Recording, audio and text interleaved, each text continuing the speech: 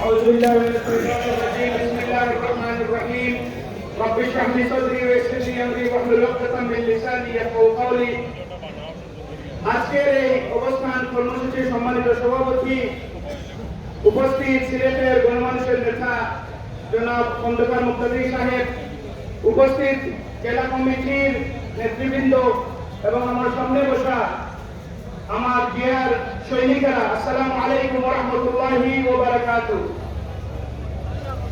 সিলেট শহর গোলাপগঞ্জ বিয়ানীবাজারের অ্যাডভোকেট মাওলানা রশিদ আহমদের বড় ছেলে তামিম ইয়াহইয়া আহমদ। আমাদেরকে বলা হয় এদেশে নাকি অনেক উন্নয়ন হয়েছে, এত উন্নয়ন যে মহাকাশ থেকে স্যাটেলাইটের মাধ্যমে পৃথিবীর দিকে যদি তাকানো হয় শুধু বাংলাদেশই দেখা যায়।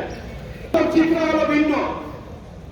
আমাদের এই লাগাতার কর্মসূচি পালন করতে হচ্ছে কারণ দেশে এখন হাহাকার চলতেছে। আমরা যারা মাঠে ঘাটে রাস্তায় ঘুরাই, মানুষের পাশে যাই, আমি যে এখন মানুষের কি অবস্থা। প্রথমে যখন আমরা ত্রাণ বিতরণ করতাম পরিস্থিতি এভাবে ছিল যে মানুষের দিকে দেখালে বোঝা যেত তারা গরিব দরিদ্র। এখন আমার আপনার মতো ভালো কাপড় করা মানুষও কিন্তু ত্রাণ চায়। দেশের এই অবস্থা, এই অবস্থা থেকে পরিত্রাণ যদি হয় শুধুমাত্র এক জিনিস দিয়ে হবে, ঐক্যবদ্ধ আন্দোলন বিএনপির।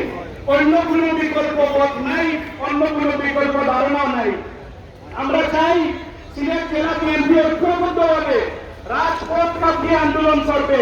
আমরা সবাই আপনাদের সাথে আছি ইনশাআল্লাহ। ধন্যবাদ। আসসালামু আলাইকুম ওয়া রাহমাতুল্লাহি ওয়া বারাকাতুহু।